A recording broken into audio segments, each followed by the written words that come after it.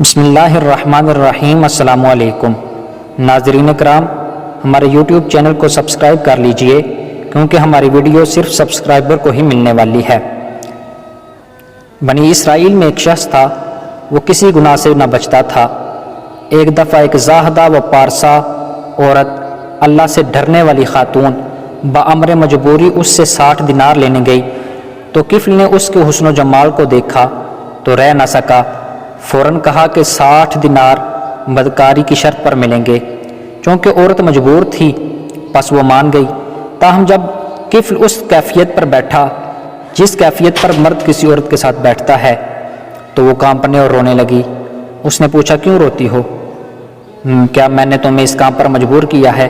اس نے کہا، نہیں، لیکن میں نے یہ کام کبھی نہیں کیا، مجبوری نے مجھے یہ کام کرنے کے لیے بے بس کر دیا ہے۔ یہ سن کر کفل نے کہا، تو ایک ایسا کام کرنے جا رہی تھی جس کو تم نے کبھی ایسا کیا ہی نہیں۔ کفل نادم ہوا اور بغیر کچھ کیے کھڑا ہو گیا اور اس سے کہا، جاؤ، وہ دینار بھی تمہارے ہوئے۔ نبی کریم صلی اللہ تعالیٰ علیہ وسلم فرماتے ہیں، باللہ کفل نے اس کے بعد کبھی اللہ تعالیٰ کی نافرمانی اور گناہ نہیں کیا۔ جب ایک رات اس کی وفات ہوئی تو صبح لوگوں نے اس کے دروازے پر لکھا ہوا پایا کہ اللہ تعالیٰ نے کفل کو بخش دیا ہے۔ پیارے دوستو، اس طرح کی مزید واقعات کے لیے اردو سٹوری ٹروتھ کو سبسکرائب کر لیجئے تاکہ ہر آنے والی ویڈیو سے آپ مستفید ہو سکیں۔ السلام علیکم۔